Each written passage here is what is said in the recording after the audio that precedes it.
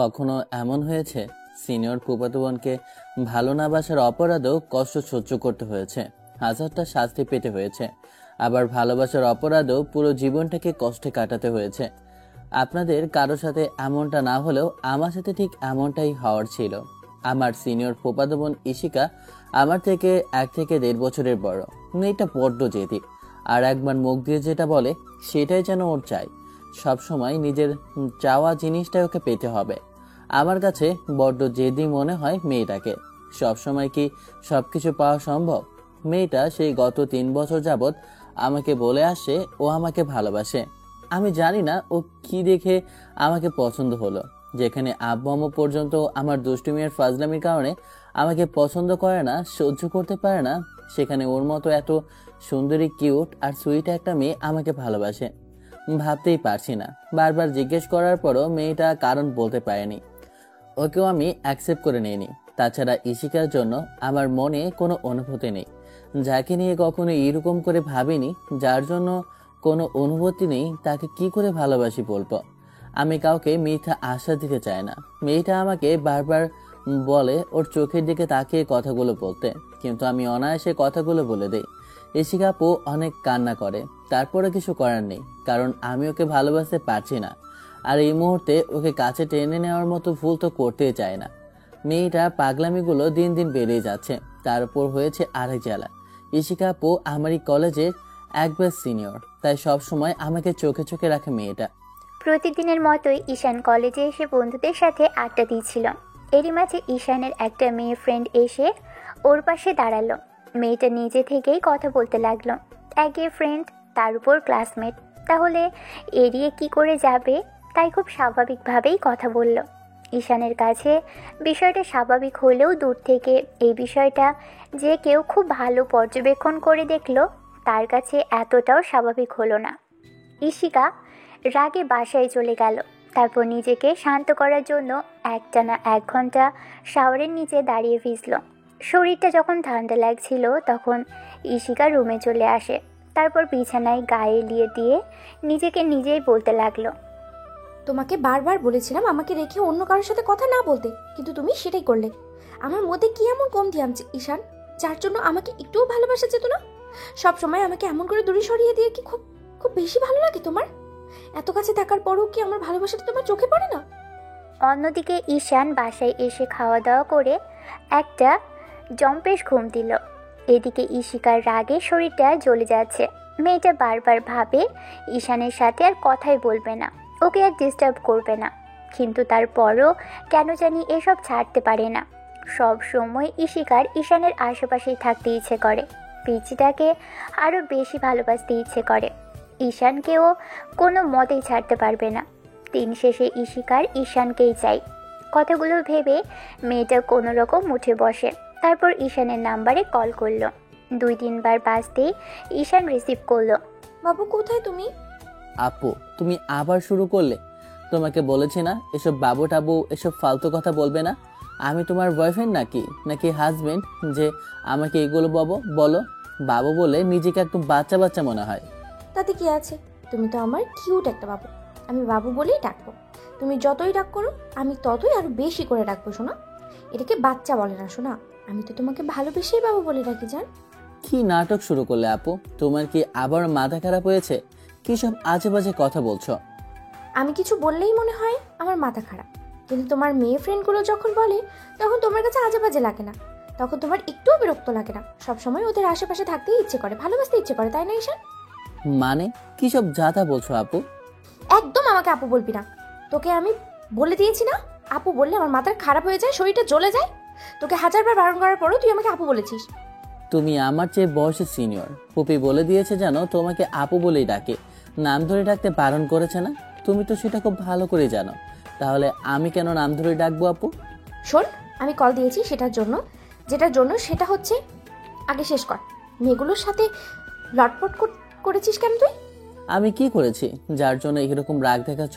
সরাসরি বলো, আমি কি এমন করেছি যার জন্য এরকম রাগ আমাকে দেখাতে হচ্ছে? শুদ্ধ বাংলায় বললে তোর ফ্রেন্ডগুলোর সাথে যে তুই প্রেম করিস সেটা কি আমার কাছে খুব ভালো লাগে শোনা? আমি বলছিলাম না তুমি ওদের সাথে দূরে থাকবে? তোমার যদি কথা বলতেই হয়, ভালো যদি বাঁচতেই হয়, প্রেম যদি করতে হয়, তুমি আমার কাছে আসবে, আমাকে আদর করবে, তারপর ওদের কাছে যাবে না? আপু কি সব বলো তুমি এগুলো? আমি একবার ওসব কথা কখনো মুখে উচ্চারণও করিনি।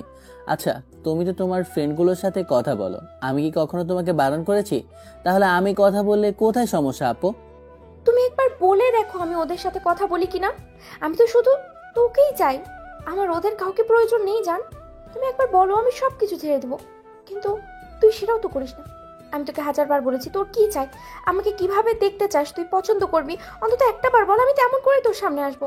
দেখো আপু, তুমি শুধু শুধু জেদ করছো। তুমি যেমনটা বোঝাতে চাইছো তেমনটা কোনো সম্পর্ক আমাদের মাঝে হতে পারে না। তুমি খামোখা এসব নিয়ে জেদ করছো। তাছাড়া আমি তো তোমাকে ভালোবাসি না, সেটা খুব ভালো করেই জানি।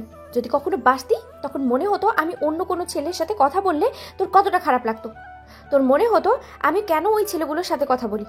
ঠিক তেমনই ভাবে অন্য কোনো মেয়ের পাশে আমিও তোকে সহ্য করতে পারি না। আমার জায়গায় তুই থাকলে কখনো এরকম করে আমাকে কষ্ট দিতে পারতি না। বাবু, যখন আমাকে তুই ভালোবাসবি, আমি যদি ভুলেও তোর থেকে দূরে চলে যাই, তখন বুঝতে পারবি আমার অবহেলাটা তোর কাছে কতটা কষ্টের হবে। ঈশিকা হঠাৎ এসব কথা কেন বোঝাতে চাইছে ঈশান জানে না। তারপর চুপ করে রইল। ঈশানের রেসপন্স না পেয়ে ঈশিকা আবারও বলতে আরম্ভ করলো। কি হলো, জবাব দে। তুই আমাকে ভালোবাসিস না? আমি ভালোবাসি বলে তোর এতটাই অসহ্য মনে হয়?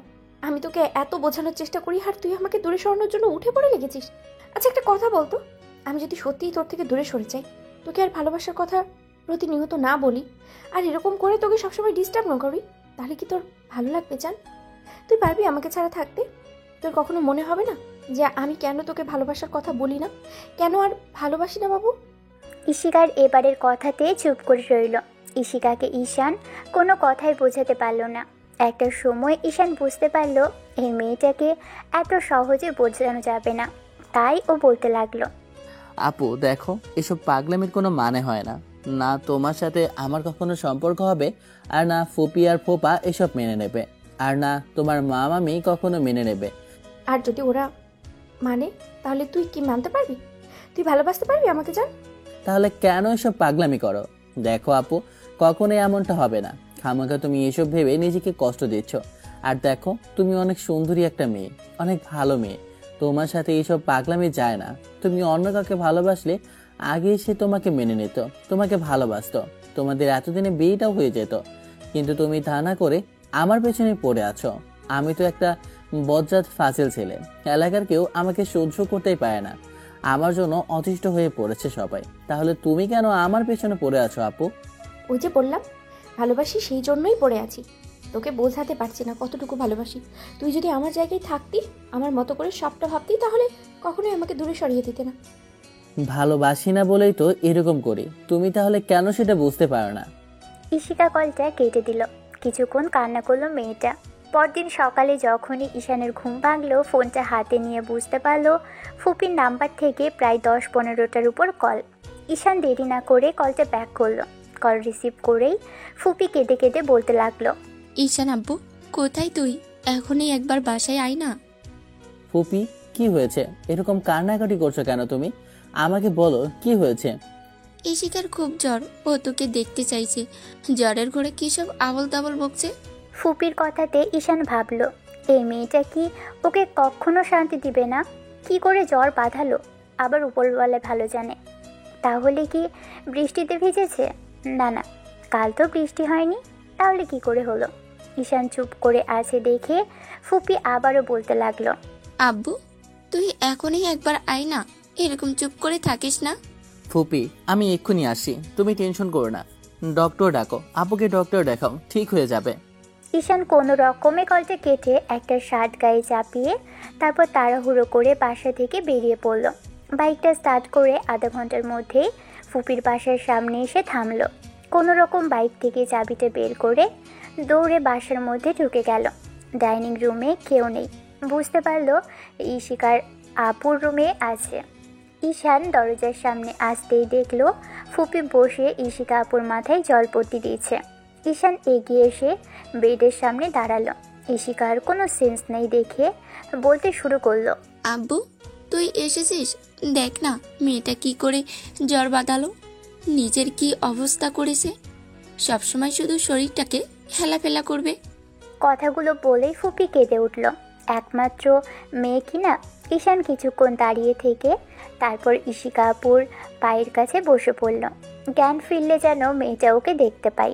ঈশানের এই মুহূর্তে আর মনে হচ্ছে, আর যাই হোক, ইশিকার সাথে এরকম রাগ দেখানো ঠিক হয়নি। মেয়েটা তাহলে কি শাওয়া নিয়ে জ্বর বাঁধালো নাকি? আরও 2 ঘন্টা বাদে যখন ইশিকার জ্ঞান ফিরল, তখন চোখ খুলে ঈশানকে পায়ের কাছে বসে থাকতে দেখে ওর দিকে ফ্যালফ্যাল করে তাকিয়ে রইল। ঈশান হাজারটা কথা বলার চেষ্টা করেও ইশিকা কোনো কথা বলল না। তখন ঈশান বলতে শুরু করলো, ফুপি, তুমি প্লিজ একটু বাইরে যাবে? আমার আপুর সাথে কিছু কথা আছে। ফুপি ঈশানের মুখের দিকে চেয়ে রইল। ঈশান আবারও কথাটা বলতেই ফুপি এবার বাইরে চলে গেল। ঈশান গিয়ে দরজাটা কোনো রকমে লাগিয়ে দিয়ে আসলো। ইশিকার সামনে বসে তারপর ওকে আধশোয়া করে বসিয়ে দিল। তারপর মেয়েটার মুখের পাশে হাত রাখলো। ইশিকা ঈশানের থেকে এমনটা কখনো আশা করেনি। এবার ঈশান আদুরে গলায় বলতে শুরু করলো, আপু, কি করছো তুমি? এমন করে জ্বর বাঁধালে কি করে? নিশ্চয়ই অনেকক্ষণ যাবৎ শাওয়ার নিয়েছো, তাই না? ইশিকা চুপ করে রইল। তারপর একটু বাদে ঈশানের হাতের উপর হাত রেখে বলতে লাগলো মেয়েটা, আমি নিজেও জানি কি করলে আমার জ্বর বাঁধে, সেটাও তুই ভালো করেই মনে রেখেছিস। তারপরেও বলছিস আমাকে ভালোবাসতে পারবি না কেন সোনা? এই মুহূর্তে আবারও এসব কথা বলতে হবে? এমন পাগলামি করলে তোমার শরীরটা খারাপ করবে। করুক, আমি চাই আমার শরীর খারাপ করুক, তারপরও যেন তুই বুঝতে পারিস আমি তোকে কতটা ভালোবাসি আর কতটা কাছে পেতে চাই। আপু, আমার কথা শোনো। এসব পাগলামি করে তুমি নিজেকে কষ্ট দিচ্ছ। কি এসব মানবে না আপু? কেন বুঝতে চাইছো না? আচ্ছা শোনা, সবাই যদি মানে তাহলে তুই আমাকে মানতে পারবি? ভালোবাসবি তো আমাকে? আমি সবাইকে মানিয়ে নেব, তুই শুধু একটাবার বল বাবু। ঈশান চুপ করে রইল।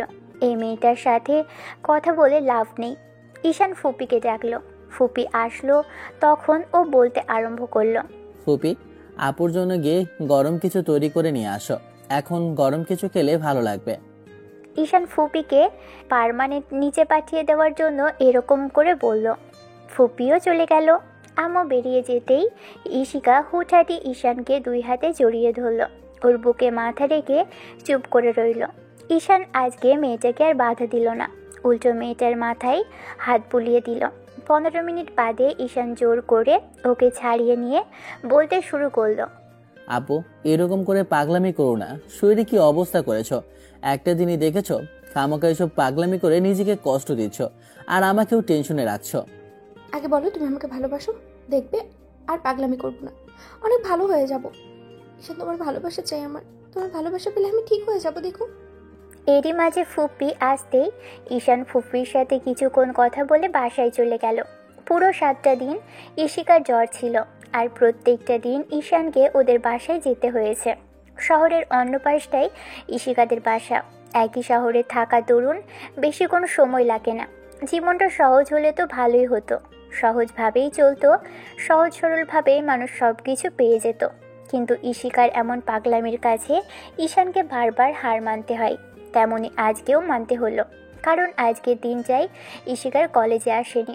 তার উপর ঈশানকে কল করতেই যখন রিসিভ করলো, তখন মেয়েটা পাগলামি জুড়ে দিল ওর সাথে দেখা করবে। ঈশান বারবার মেয়েটাকে বারণ করলেও শুনলো না, উল্টো রাগ দেখিয়ে বলল, জান শোনো, তুমি আসবে কিনা বলো? তোমাকে দেখতে ইচ্ছে করছে খুব। শোনো, যদি না আসো তাহলে কিন্তু আমি তোমার বাসায় গিয়ে উল্টোপাল্টা কিছু একটা বলে দেবো, সেটা কিন্তু ভালো হবে না বলো। এই মেয়েটা খালি ব্ল্যাকমেল করবে। ঈশান বরাবরই এই ব্ল্যাকমেল জিনিসটাকে ভয় পায়। একে মেয়েটার পাগলামি, 2 আবার এমন ভয় দেখাচ্ছে, তাই বলল, কাল থেকে আবহাওয়াটা ভালো না আপু। তার উপর আমি কলেজে এসেছি, এখান থেকে বাসায়ও যায়নি। তোমার বাসায় যেতে গেলে অনেক সময় লেগে যাবে। জেদ করো না, বাসায় থাকো। 2 দিন আগে জ্বর থেকে উঠলে, এখন এসব পাগলামি করে আবার শরীরটাকে খারাপ করে দিও না প্লিজ। আবহাওয়া খারাপ তাতে কি? আমার বাসায় কি থাকার জায়গা নেই? তুমি যদি এখনই আমার সাথে দেখা করতে না আসো তাহলে কিন্তু পাগলামি আরো বেড়ে যাবে। শোনো, কিন্তু কেন যেতে হবে সেটা একবার বলবে, তাও বলছো না। সেই তখন থেকে বলছো আমাকে আসতে হবে। আরে বাবা, কেন আসবো সেটা তো বলবে। ঈশান কথাটা শেষ করার সাথে সাথে ইশিকা একটা চিৎকার দিল, কারণ একটা বাজ পড়ার শব্দ হলো দূরে কোথাও।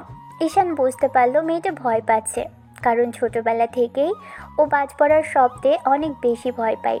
হয়তো মেয়েটা এই জন্যই বারবার ওকে আসতে বলছে। তার উপর গতকালকে ঈশান ইশিকার সাথে দেখা করেনি, তাই মেয়েটা বায়না ধরেছে। বাজ পড়ার শব্দটা কেটে যেতেই ইশিকা কাঁপা কাঁপা কণ্ঠে বলল, ঈশান, আমার আমার ভয় লাগছে শোনা। আব্বু আমার বাসায় নেই, এমন করে বারবার ভয় লাগলে আমি শেষ পর্যন্ত বেঁচে থাকবো কিনা জানি না। তুমি একটাবার আমাকে আগে বলবে না যে তোমার বাজ পড়ার শব্দে তুমি ভয় পাও? ফুপি ফুপা কোথায় গেছে আপু? জানি না, ওরা বললো বাইরে কোথাও একটা কাজ আছে। তারপর তারপর সেই বেরিয়ে গেল, আর এখনো আসার নাম নেই। আমি বারবার বলেছিলাম তুমি একটু আসো, তুমি আসলে না। এখন দেখো, তুমি আস্তে আস্তে হয়তো আমাকে এসে আর জীবিতই পাবে না শোনো। মেয়েটা কথাগুলো বলেই বাচ্চাদের মতো ভ্যাভা করে কেঁদে ফেলল। ঈশান আর এক মুহূর্তও দেরি করলো না। কলেজ থেকে বেরিয়ে বাইকটা নিয়ে 30 মিনিটের মধ্যে বাড়ির সামনে চলে আসলো। বাইরে টিপ টিপ বৃষ্টি হচ্ছে, এরই মাঝে শুরু হয়ে গেছে। পুরো দিনটাই মেঘলাভাবে যাচ্ছে। ঈশান ইশিকার বাসার সামনে এসে কলিং বেল দিতেই মেয়েটা দরজা খুলে দিল। আর কিছু বুঝে ওঠার আগে মেয়েটা ওকে জাপটে জড়িয়ে ধরল। মেয়েটা ওকে আঁকড়ে ধরে ফুপিয়ে কেঁদে উঠল। ঈশান উপায় না পেয়ে ওর মাথায় হাত বুলিয়ে দিল, বলতে আরম্ভ করলো, আপু আমি চলে আসি, দেখো কিছু হতো না তোমার, আমি ছিলাম, তোমার কিছু হতে দিতাম না। তুমি কান্না করছো কেন? আর ছাড়ো আমাকে, দেখো আমি ভিজে গেছি। এরকম পাগলামি করো না, হঠাৎ করে ফুপা ফুপি চলে আসলে অনেক বড় কেলেঙ্কারি হয়ে যাবে। ছাড়ো আমাকে, দেখো আমি ভিজে গেছি, তুমিও তো ভিজে যাচ্ছ। ইশিকা তারপরও ঈশানকে ছাড়ছে না। 2 হাতে জড়িয়ে ধরে মেয়েটা হেঁচকি তুলে কেঁদে চলেছে। ঈশান উপায় না পেয়ে ওকে জোর করে ছাড়ালো।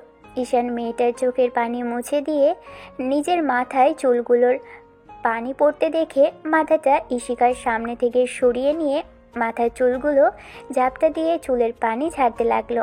ইশিকার এদিক ওদিক তাকালো, তারপর হুটহাট করে দরজাটা লাগিয়ে দিয়ে এসে ঈশানের হাত ধরে টানতে টানতে ওকে বেডরুমে নিয়ে আসলো। ইশিকা ওকে জোর করে বেডে বসিয়ে দিয়ে ওর সামনে এসে মাথাটা টাওয়াল দিয়ে মুছে দিতে লাগলো। মেয়েটা এখনও হেঁচকি তুলছে। এই অবস্থাতে মেয়েটাকে বড্ড আদরে লাগছে। ঈশান ওর কাঁপা কাঁপা ঠোঁটের দিকে তাকিয়ে আছে।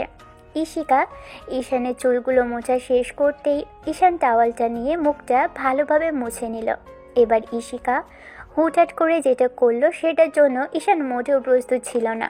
ঈশানের শার্টটা বেশ খানিকটা ভিজে গেছে বলে ইশিকা ওর শার্টের বোতাম যখনই খুলতে নিবে তখনই ঈশান ওর হাতটা ছাড়িয়ে নিয়ে বলতে লাগলো, আপু কি করছে এগুলো? প্লিজ ছাড়ো আমাকে। চুপ, একদম চুপ। তোমার পুরো শরীরটা ভিজে গেছে। এই ভিজা অবস্থায় থাকলে জ্বর আসবে। আমি এরকম কিছু করছি না যার জন্য লজ্জা পেতে হবে।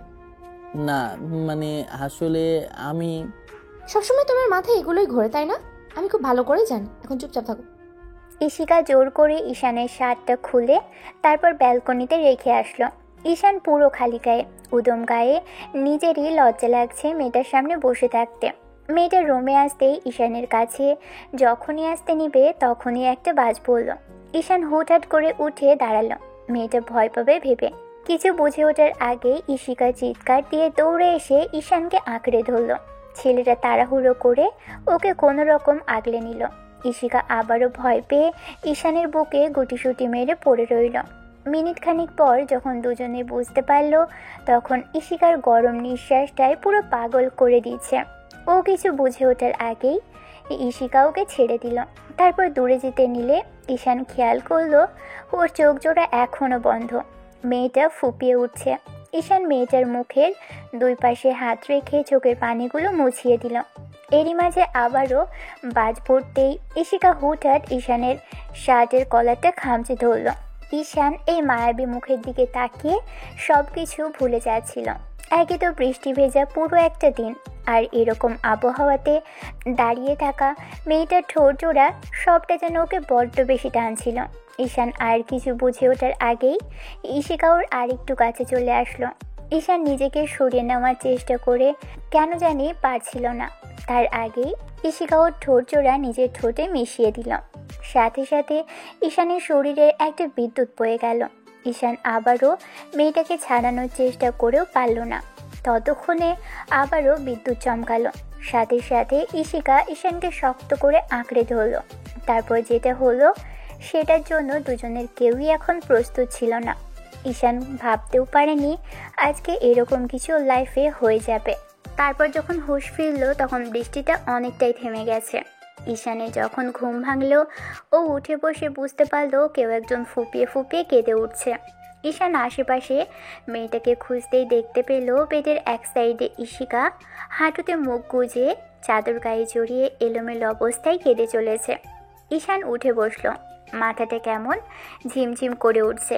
নিজের দিকে তাকিয়ে দেখে শরীরে কিছু নেই। তারপর আবারও ঝড়ের গতিতে মেয়েটার দিকে তাকিয়ে ওর যেন হুঁশ উড়ে গেল। কি অবস্থা দুজনের, শেষে ওদের মাঝে ছি। কথাগুলো ভাবতেই ঈশানের নিজের উপরেই এক প্রকার ঘৃণা হতে লাগলো। নিজের করা কাজের কথা ভাবলে নিজেকেই ছোট মনে হয়েছে। মেয়েটার এরকম কান্নাকাটি দেখে কোনো রকমে ওর কাছে গেল ঈশান। ছেলেটা ঈশিকার কাঁধের উপর হাত রাখতেই ঈশিকা মাথা তুলে তাকালো। ঈশান এবার বলতে শুরু করলো। আপু, ঈশানের কথাগুলো শুনেই মেয়েটা রাগি চোখে ওর দিকে তাকালো। ঈশান কোনো রকমে সবটা সামলে নেওয়ার চেষ্টা করার আগেই ঈশিকা এক ঝটকায় ওর হাতটা সরিয়ে দিল আর বলতে লাগলো, ছবি না আমাকে, একদম ছবি না। শেষ পর্যন্ত তুই আমার সাথে এমনটা করতে পারলি ঈশান? আমি তো এরকম কিছু চাইনি। তুই তাহলে কেন আমার সাথে এরকমটা করলি? আপু বিশ্বাস করো, আমি এমন কিছু করতে চাইনি। তুমি তো তখন আমাকে, তারপর কি যে হলো আমি জানি না। সব কিছুতেই তুমি তো সায় দিয়েছ। আমি তোমাকে দূরে সরানোর চেষ্টাও করেও পারিনি। কেন এরকম কিছু হলো জানি না, আমি ইচ্ছে করে করিনি, বিশ্বাস করো। তুই সবটা ইচ্ছে করেই করেছিস, আমার সুযোগ নিয়েছিস তুই। আমি সেটা খুব ভালো করেই বুঝতে পারছি। তুই চাইলে এরকম কিছু হতো না, কিন্তু তুই আমার সাথে সাই দিয়ে এরকম কিছু একটা করেছিস। তুই ইচ্ছে করেই আজকে আমাকে এরকম একটা ট্র্যাপে ফেলেছিস। আজে বাজে কথা বলো না আপু, আমি এখানে কোনো মতে আসতে চাইনি। তুমি আমাকে জোর করে এখানে এনেছো। আর কে বলেছিল আমাকে এত কাছে আসতে? আমি তোমাকে বলেছিলাম আমার কাছে আসো, বারবার আমাকে জড়িয়ে ধরেছিলে। আর তার উপর করে কিস করাতেই।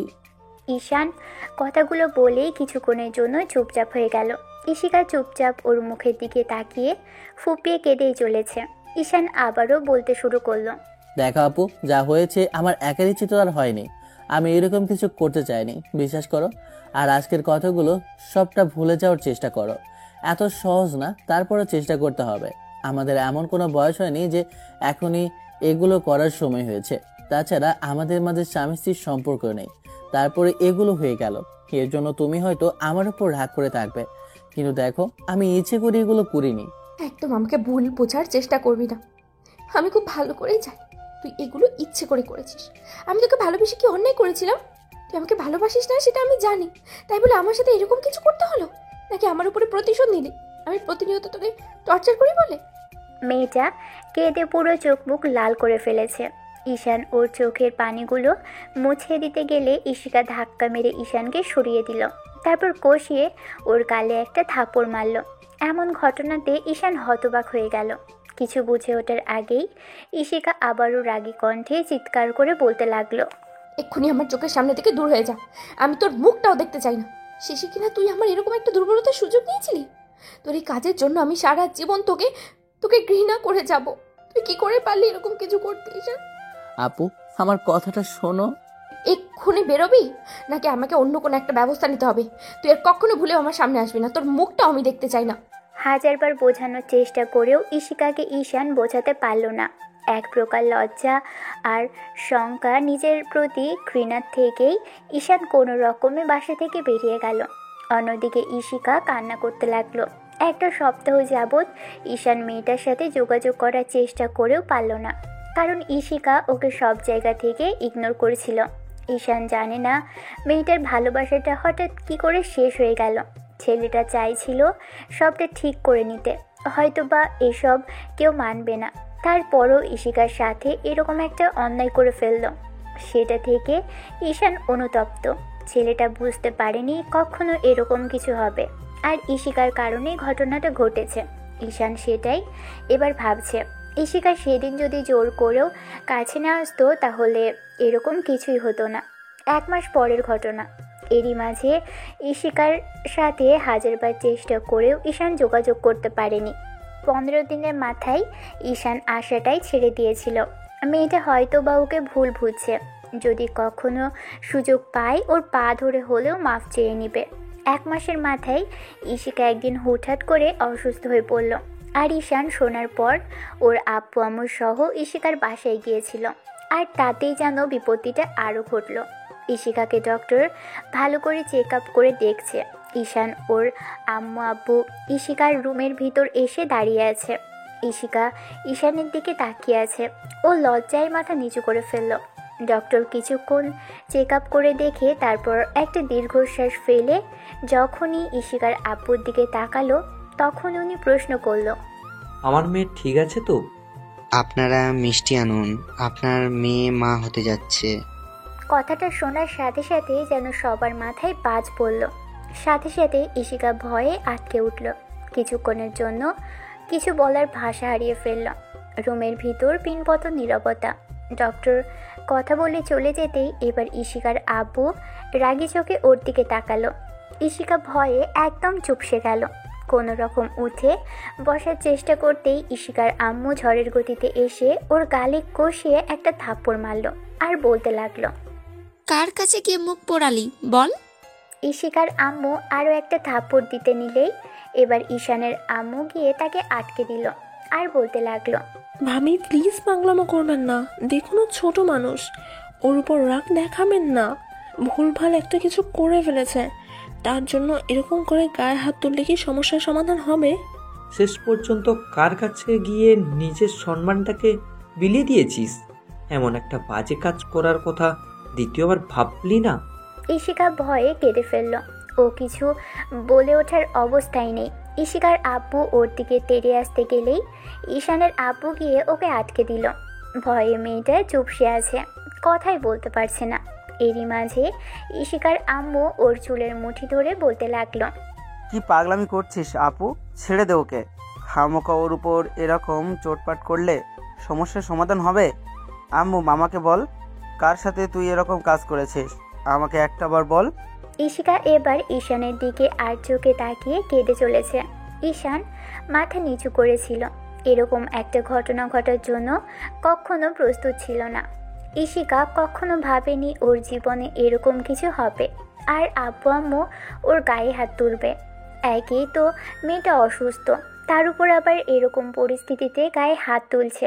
ভয়ে আর শঙ্কায় মেয়েটা কেঁদেই চলেছে। ইশিকার আব্বু আম্মু অনেকক্ষণ যাবৎ ওর উপর চোটপাট করতে লাগলো। একটা সময় যখন বারবার জিজ্ঞেস করতে লাগলো ছেলেটা কে, কার সাথে এরকম অন্যায় করেছে, বিয়ে করেছে কিনা কিংবা বয়ফ্রেন্ডের সাথে এগুলো করেছে কিনা, বারবার জিজ্ঞেস করতে লাগলো। এই বাচ্চার বাবাকে বলো, কার পাপকে পেটে ধরেছিস বল? কার ফসল তুই নিজের পেটে নিয়েছিস আমাকে বল, না হলে কিন্তু জোর করে আমি তোকে বাসা থেকে বের করে দিব, না হয় অ্যাব্রেশন করিয়ে নিয়ে আসবো। ঈশানের মস্তিষ্কটা ধপ করে জ্বলে উঠল। বারবার মনে হতে লাগলো দোষ যদি করে থাকে সেটা ওরা করেছে, তার জন্য নিষ্পাপ বাচ্চাটার এরকম কিছু কেন হবে। ঈশান আর চুপ করে থাকতে পারল না, সবার সামনেই হুটহাট করে বলে উঠল, ফুপি, আপুর কোনো দোষ নেই, সব দোষ আমার জন্যই এরকম কিছু হয়েছে। বাচ্চাটা অন্য কারো নয় ফুপি, বাচ্চাটা যে আমার। ঈশান কথাটা বলতে পারল না। ইশিকা 2 হাতে মুখ ঢেকে কেঁদে উঠল। ফুপিয়ে উঠছে মেয়েটা। আব্বু যেন কিছু বলার ভাষা হারিয়ে ফেলেছে।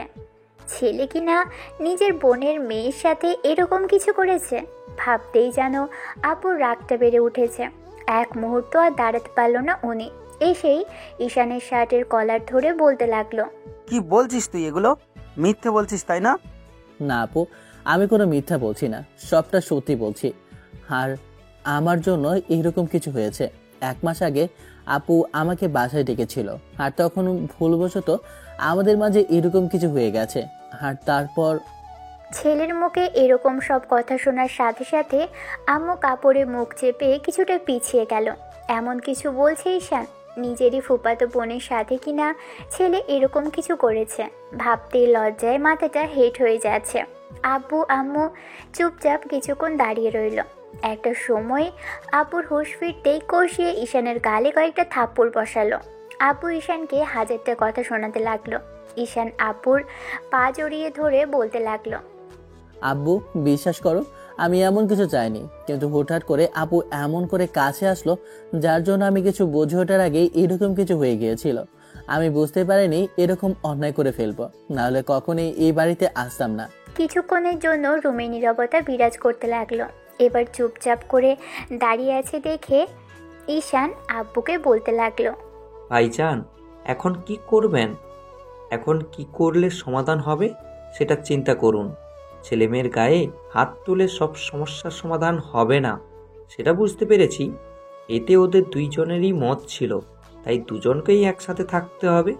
এখন এই বিষয়টা বাইরে জানাজানি হলে না আমার সম্মান থাকবে, না এই মেয়েকে আমার বাসায় রাখার ইচ্ছে থাকবে। আপনি দয়া করে একটা সমাধান খুঁজুন। আব্বু চুপ করে থেকে মিনিট 15 ধরে ভাবলো, তারপর বলল, ভাইজান, এর একমাত্র সমাধান হচ্ছে দুজনের বিয়ে দেয়া। বিয়েটা দিলেই ঘটনাটা গোপন হয়ে যাবে, তাছাড়া আর কোনো সমস্যা হবে না। ওরা অন্যায় করেছে, সেই অন্যায়ের ফল কেন এই বাচ্চাটা পাবে? ওর তো কোনো দোষ নেই, দোষ ওরা করেছে। ওদেরকে সারা জীবনে একসাথে থাকতে হবে। ঈশিকা কিছু বলতে যাবে তার আগে ওর আব্বু একটা হুঙ্কার দিয়ে উঠল। ভয়ে মেয়েটা কেঁপে উঠল। ঈশান চুপচাপ দাঁড়িয়ে থেকে একটা সময় যখন আব্বুর কথাটা বুঝতে পারলো, ভাবলো বিয়েটা ওকে করতে হবে, তাহলে এটাই একমাত্র সমাধান হবে। একটু বাদে কাজী আসলো, কিন্তু ঈশিকা কিছুতেই বিয়েটা করবে না। জোর জবরদস্তি দুজনকে বিয়েটা দেওয়া হলো। ঈশিকা কেঁদেই চলেছে। ঈশান জানে না কি হবে কিংবা পরবর্তীতে ওর লাইফে কি আছে। আব্বু ঈশানকে টানতে টানতে বাইরে নিয়ে আসলো, তারপর ছেলেটার সাথে খুব রাগারাগি করে কথা বলল। ঈশান এখনও মাথা নিচু করে আছে। আম্মু ঈশিকাকে উপর থেকে নিচে নিয়ে আসলো। কোনো রকম ওরা গাড়িতে করে বাসায় পৌঁছালো। কারো মুখে কোনো কথা নেই। ঈশিকা সারাটা রাস্তা কেঁদেই আসছে। বাসায় আসতেই আব্বু কোমরের বেল্ট খুলে প্রচুর পরিমাণে মারল ঈশানকে। 15 মিনিট যাবৎ ওর গায়ে আঘাত করেও যেন লোকটার রাগ মিটছে না। ঈশান একটু টু শব্দও করেনি, নীরবে চোখে জল ফেলেছে। সামান্য একটা ভুলের কারণে ওকে আজকে এত বড় শাস্তি পেতে হচ্ছে। ঈশিকা কি এগুলো মানবে? গত একটা মাস মেয়েটার সাথে কথা বলতে পারেনি। আম্মু এসে আব্বুকে বাধা দিল, তারপর হাজারটা কথা শোনালো। ঈশানকে ছেড়ে দিলে ও ঢুলতে ঢুলতে রুমে আসলো। কোনো রকমে ফ্রেশ হয়ে নিল। সোফায় গিয়ে গা এলিয়ে দিতেই খেয়াল করলো ঈশিকা বেডের মাঝে চুপচাপ বসে আছে, হাঁটুতে মুখ গুজে, কিন্তু একটা বারও ওর দিকে তাকালো না। কথা বলার শক্তিটুকুও নেই ঈশানের। চুপচাপ চোখজোড়া বুঝে নিতেই ঘুমিয়ে পড়েছিল। যখন ঘুম ভাঙলো বুঝতে পারলো রাত 10টা বেজে গেছে, কিন্তু এরই মাঝে কেউ খাওয়ার জন্য ওকে ডাকেনি। অন্যদিন হলে আম্মু হাজারবার ওকে ডেকে যেত। ঈশান খেয়াল করলো মেয়েটা এখনও সেখানেই বসে আছে। ঈশানের মনে হতে লাগলো যা হবার হয়েছে, যা কষ্ট ভোগ করা দুজনকেই করতে হয়েছে। এর জন্য বাচ্চাটাকে কষ্ট দিয়ে লাভ নেই, তাই সবটা ঠিক করে নিবে। ঈশান আলতো পায়ে হেঁটে আসলো, ঈশিকার সামনে এসে বসলো।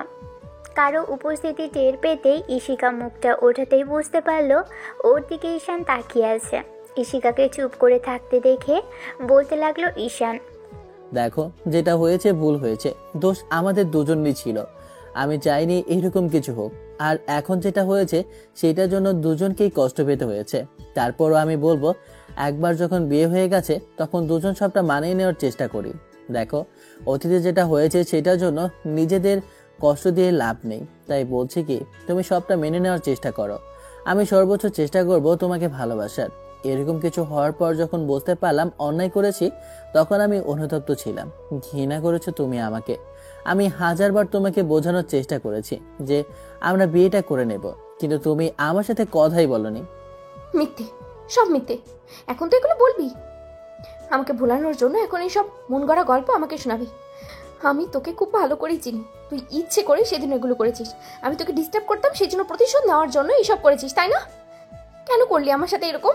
আমি কি অন্যায় করেছি তোকে ভালোবেসে? প্লিজ বোঝার চেষ্টা করো। আমি তখন বোঝার মতো অবস্থায় ছিলাম না। তুমি তো নিজে থেকে আমার কাছে এসেছিলে। তোমার অবস্থা খারাপ ছিল আর ভয় পেয়ে আমার কাছে এসেছিলে বলেই তো ওরকম কিছু হলো। তার মানে কি বোঝাতে চাইছিস? আমি ইচ্ছে করে সবটা করেছি? তুমি কেন বুঝতে চাইছো না? ওখানে আমাদের দুজনেরই দোষ ছিল, দুজনেরই অন্যায় ছিল। সেদিন বোঝা উচিত ছিল তোমার সাথে আমার কিছু হলে তোমার সমস্যা হবে পরবর্তীতে। তুমি সেটা না করে নিজে থেকেই কাছে এসেছিলে। দোষটা কি শুধু আমারই ছিল? ঈশান আবারও ইশিকার একটা হাত ধরার চেষ্টা করলে এবার মেয়েটা ওকে ধাক্কা মেরে দূরে সরিয়ে দিল। তারপর কষিয়ে গালে একটা থাপ্পড় বসালো। ঈশান অবাক চোখে মেয়েটার দিকে তাকিয়ে আছে। এই মেয়েটার কি মাথায় সমস্যা আছে? দোষটা কি শুধু ওর একার ছিল? এত কিছুর পরেও ঈশান সব দোষটা নিজের ঘাড়ে নিল। যখন দেখেছে ইশিকাকে ওর আব্বু আম্মু একতরফাভাবে দোষী করছে, ওর উপর চোটপাট করছে, তখন আর ঈশান চুপ করে থাকতে পারেনি। ইশিকার কথা ভেবে আর ওই নিষ্পাপ বাচ্চাটার কথা ভেবেই সবাইকে সত্যিটা বলে দিয়েছে। আর বিয়ে করে নিতে ঈশান দুবারও ভাবেনি, কারণ অন্যায়টা যেহেতু করেছে শাস্তি তো ওকে পেতেই হবে। অন্যায়টা ওদের দুজনের, তাহলে বাচ্চাটা কেন শাস্তি পাবে? কথাগুলো ভেবে ঈশান সবাইকে সত্যটা বলতে বাধ্য হয়েছিল। কিন্তু বিয়ের পর ইশিকার কাছে আসার পর তো দেখে সব কিছু উল্টো। মেয়েটা যে ওকে ভুল বুঝবে আর দূরে সরিয়ে দিবে ঈশান সেটা বুঝতে পারেনি। তখন হয়তো ইশিকার রাগের বর্ষে ওকে ভুল বুঝেছিল আর দূরে সরিয়ে দিয়েছিল, কিন্তু আজকেও যে এরকম কিছু করবে ঈশান সেটা ভাবতেও পারেনি। মেয়েটার এরকম রাগী চেহারা দেখে ঈশান কিছুক্ষণ ফ্যালফ্যাল করে ওর দিকে তাকিয়ে রইল। ইশিকা রাগী কণ্ঠে বলতে আরম্ভ করলো, তুই একটা বাজে ছেলে, বদমাইশ ছেলে, লম্পট কোথাকার। আমার সর্বস্ব কেড়ে নিয়ে তোর শান্তি হয়নি শেষ পর্যন্ত, কিনা তোর এই পাপের ফসল আমার গর্বে নিতে হলো। আমি এগুলো ভাবতেই পারছি না, তোর জন্য আজকে এত বড় একটা পরিস্থিতির মুখে আমাকে পড়তে হয়ে গেছে। মুহূর্তের মধ্যেই ঈশান আর নিজের মেজাজটাকে কন্ট্রোল করতে পারল না। পুরো রাগটা মাথায় চড়ে বসলো। একে তো মেয়েটার এরকম বাজে বাজে কথা, তার উপর আবার একতরফাভাবে ওকেই দোষারোপ করে যাচ্ছে। ঈশান আর চুপ করে থাকতে পারল না, রাগী কণ্ঠে বলতে আরম্ভ করলো, হ্যাঁ, আমি একটা বদমাশ ছেলে, সেজন্য তোমার ডাকে সাড়া দিইনি কখনো, কিন্তু জোর করে তুমি আমাকে কাছে টেনে নিয়েছিলে। আর সেদিন কি করেছিলে? বেশির ওই দিন বারবার আমাকে জড়িয়ে ধরেছিলে। বুঝতে পারোনি আমি একটা পুরুষ। একটা মেয়ে বারবার অমন করে নিজের দিকে আকর্ষণ করলে নিজেকে কতবার কন্ট্রোলে রাখতে হয়? হ্যাঁ, শেষ পর্যন্ত তুমি আমাকে জোর করেছো, আর তোমার জন্যই এরকম কিছু হয়েছে। প্রথম স্পর্শ কে করেছিল, আমি নাকি তুমি? সব দোষ তোমার জন্য এরকম হয়েছে। আর এখন এসে বলছো এটা পাপের ফসল। তুমি নাকি আমাকে ভালোবাসো, ভালোবাসার জন্য সবকিছু করতে পারবে, এই তোমার ভালোবাসা? আমি ভালো ছেলে বলে সবটা মেনে নিয়েছি, সবটা আমার ঘাড়ে নিয়েছি, এই বাচ্চার দায়িত্ব নিয়েছি, আর তুমি শেষ পর্যন্ত আমাকে দোষারোপ করছো। আমি যদি দোষী হয়ে থাকি, অন্যায় করে থাকি, তাহলে সমানভাবে তুমিও দোষী। তাই ভেবেচিন্তে কথা বলো। আমি তো তোমাকে সুযোগ দিয়েছি ভালোভাবে বাঁচার, না হলে তোমার আব্বু আম্মুকে কি বলতে তুমি বলতে পারতে আমার কথা? ঈশান কথাগুলো বলে আর এক মুহূর্ত দেরি করলো না, ব্যালকনিতে চলে গেল। কয়েকটা দিন মাঝে কেটে গেছে। এরই মাঝে আব্বু আম্মু কিংবা ইশিকা ঈশানের সাথে কেউই কথা বলেনি। প্রচুর পরিমাণে ওকে অবহেলা করতে শুরু করেছে, যেটা ঈশানের পক্ষে সহ্য করে নেওয়াটা সম্ভব না। ঈশান অনেক চেষ্টা করেও যখন ইশিকার সাথে কথা বলতে পারল না, তখন ছেলেটার রাগের মাথায় একটা সিদ্ধান্ত নিয়ে ফেলল। আর সিদ্ধান্তটা এরকম ছিল, যার জন্য ঈশান এত দূর চলে আসবে সেটা ভাবতেও পারেনি। তারপর যখন বুঝতে পারল সেদিন ভুল করেছিল, রাগ করে সেদিন বাসা থেকে বেরিয়ে আসা ভুল হয়েছে, তখন শুধু ঈশানের মাথায় বারবার শুধু ঘুরপাক খাচ্ছিল ইশিকাও দোষ করেছিল। তাহলে কেন মেয়েটা ওকে বোঝার চেষ্টা করলো না? কেন এভাবে ওকে দোষারোপ করলো সেদিন? ঈশান কিছুক্ষণ চুপ করে থেকে অফিস থেকে বেরিয়ে আসলো। তারপর একটা টং দোকানে গিয়ে একটা সিগারেটে একটা চায়ের অর্ডার করে বসে রইল। কিছুক্ষণ বাদে দোকানদার দিয়ে গেলেন। ঈশান খেতে লাগলো আর ভাবতে লাগলো গত 6 বছর আগেকার কথাগুলো। সপ্তম দিনের মাথায় যখন ইশিকা ঈশানের হাত ধরে রিকোয়েস্ট করেছিল ওর সাথে একটু ভালোভাবে কথা বলতে, তখনই ইশিকা ঈশানকে একটা থাপ্পড় মেরেছিল। রাগের মাথায় ঈশানকে বলেছিল, লজ্জা করে না তো নাটক করে আমার জীবনটাকে নষ্ট করে দিয়ে এখন আবার নাটক করছিস?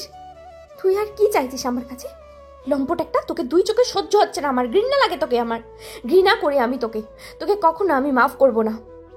আমি তোকে আমার চোখের সামনে আর দেখতে চাই না। তোকে বলছি না, তুই আমাকে স্পর্শ করা তো দূরে থাক, আমাকে ভুলেও আমার সামনে আসবি না। ঈশিকার এরকম কথাতে ঈশান যেন আর নিজেকে সামলে রাখতে পারেনি। হাঁটু গেড়ে সেখানেই বসে পড়েছিল।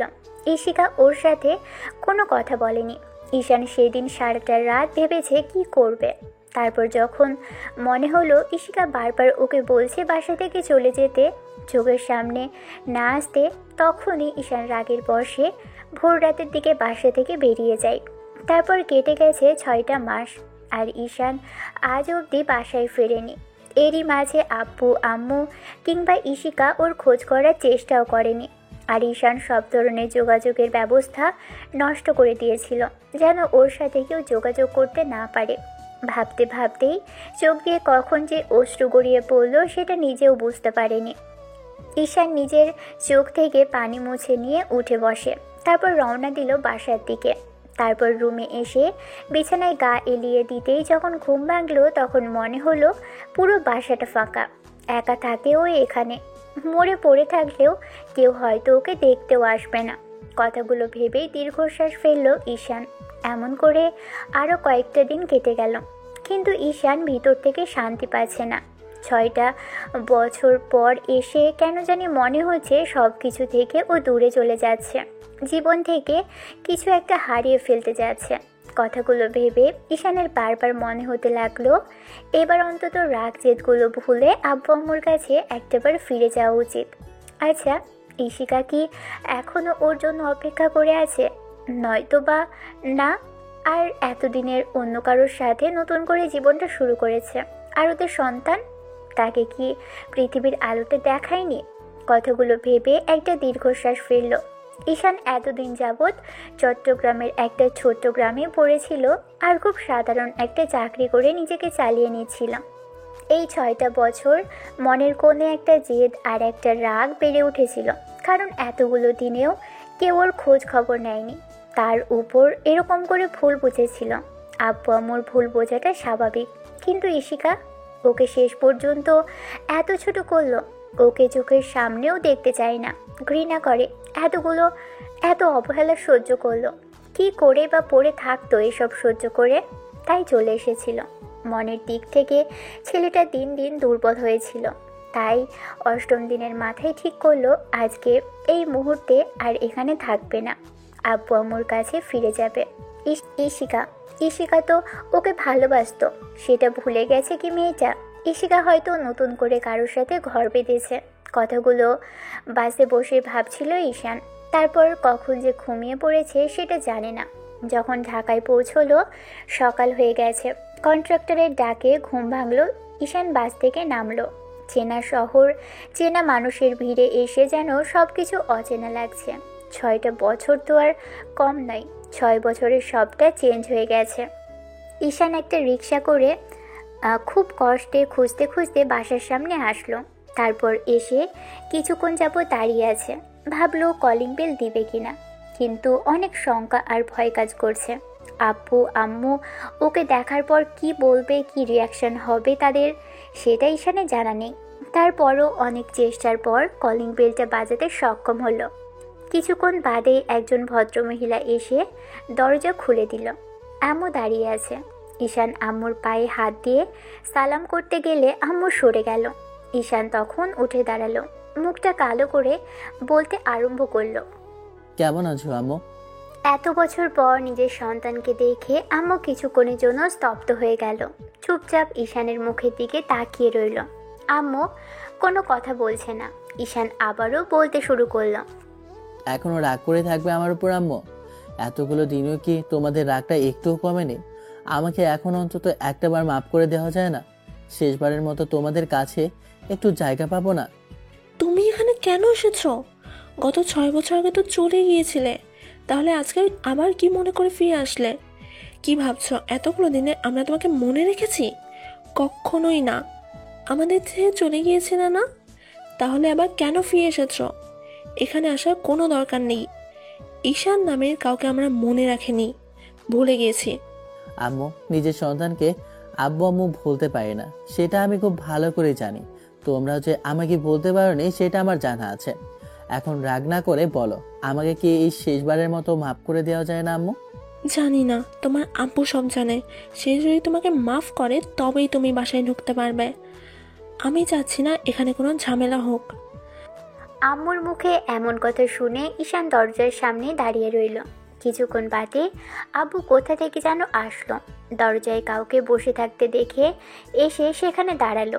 দরজা খোলা, আম্মু এখনও সেখানে দাঁড়িয়ে আছে। এবার আব্বু বলতে লাগলো, সাইলা, এখানে কে বসে আছে? আব্বু কথাগুলো শেষ করতে পারল না, তার আগেই ঈশান উঠে দাঁড়ালো। আব্বু দিকে ঘুরে তাকাতেই এবার আব্বু ওকে দেখে চুপচাপ হয়ে গেল।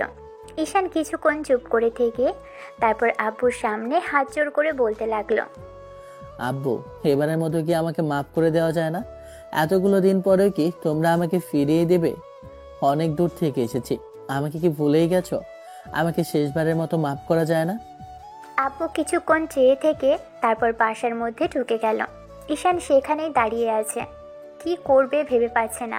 আম্মু চলে যেতে নিলে এবার ঈশান বলতে লাগলো, আম্মু। আম্মু ঈশানের দিকে ফিরল। কিছুক্ষণ চুপ করে থেকে বাসার ভিতর ঢুকে গেল। ওকে বাসার ভিতরে ঢুকতেও বলল না, আবার ঢুকলে যদি বের করে দেয়। এতটা কঠোর আব্বু আম্মু 6টা বছর পরেও হবে ঈশান ভাবতেও পারেনি। ভয়টা কাটিয়ে নিজেই ভিতরে আসলো। ডাইনিং রুমে আব্বু আর আম্মু বসে আছে। ঈশান গিয়ে আব্বুর পায়ের কাছে বসলো। তারপর পাগুলো জড়িয়ে ধরতে গেলে আব্বু পা সরিয়ে নিল। ঈশান বলতে লাগলো, আপু, এই শেষবারের মতো কি আমাকে মাফ করে দেওয়া যায় না? আমি ফিরে এসেছি, রাগ করে সেদিন বাসা থেকে চলে যাওয়াটা আমার জন্য ভুল হয়েছিল, কিন্তু কি করব বলো? তোমরা আমাকে এমন করে অবহেলা করেছিলে যে আমি সেটা মানতে পারছিলাম না। আব্বু আম্মু হয়ে যদি এরকম করো তাহলে কি করে সন্তান ভালো থাকতে পারে বলো? আমি অন্যায় করেছিলাম, সেটা স্বীকার করেছি, তাহলে আমাকে একটাবার মাফ করে দিয়ে যেত না? 6টা বছর পরে আজকে বাসা আসার পরও কি তোমরা আমাকে মাফ করবে না? তোমরা আমাকে তাড়িয়ে দিলে আমি কোথায় কোথায় যাব আব্বু? আব্বু কথা বলল না, মুখে হাত দিয়ে বসে আছে। আম্মু বারবার আব্বুকে কিছু একটা বোঝানোর চেষ্টা করছে। ঈশান এবার আম্মুকে উদ্দেশ্য করে বলতে লাগলো, আম্মু, ভালো থাকতে পেরেছো নিজের সন্তানকে ছাড়া? আমার তো মনে হয় না। তাহলে আজকে কি করে আমাকে দূরে সরিয়ে দিতে চাইছো? একটাবার কি তোমার মনে হচ্ছে না তুমি তোমার একমাত্র ছেলেকে ছাড়া ভালো নেই? সন্তানকে ছেড়ে যে আব্বা মা ভালো থাকে না, আমি সেটা জানি, কিন্তু তোমার এরকম কথাতে আমার খুব বেশি কষ্ট হচ্ছে। মনে হচ্ছে আমি না হাসলেই তোমরা সবাই অনেক খুশি হতে, তাই না? ঈশানের কথাতে আম্মু ফুপিয়ে কেঁদে উঠল। ঈশান আর চুপ করে থাকতে পারল না। এসে আম্মুকে এক হাতে জড়িয়ে ধরতেই আম্মুকে জড়িয়ে ধরল আর ঈশান বলতে আরম্ভ করলো, অন্যায় করেছিলাম, তার জন্য শাস্তি দিতে। আমি তো সবটা মেনে নিয়েছিলাম, সবটা মেনে নিতে চেয়েছিলাম। কেন আমাকে এমন করে অবহেলা করলে? তোমরা জানো না কষ্টটা আমি সহ্য করতে পারি না? পরের মেয়ে আমাকে অসহ্য যন্ত্রণা মনে করেছে, আর তোমরাও করলে। তোমাদের কাছে আমি 1000বার মাপ চেয়েছিলাম, তাহলে তোমরা কেন তখন আমাকে মাপ করোনি? একটা সুযোগ কেন দাওনি? আমি চেয়েছিলাম তোকে মাফ করতে, কিন্তু তোর আব্বু রাগ করেছিল। বলেছিল যদি তোকে কোনো রকম সুযোগ দেই, তোকে আমার লাইনেই, তাহলে আমার সাথে তোর আব্বু আর কথা বলবে না। আমি ভয় পেয়ে গিয়েছিলাম। ঈশান বুঝতে পারল আব্বু এখনও ওর উপর রেগে আছে। আম্মু 1000টা কথা বলে যাচ্ছে, তারপরও আব্বু একটা কথাও বলল না। ঈশান আবারও আব্বুর পায়ের কাছে গিয়ে বসে পড়ল। তারপর পাগুলো জড়িয়ে ধরে বলতে আরম্ভ করলো, আব্বু, এবারের মতো মাফ করে দেওয়া যায় না আমাকে?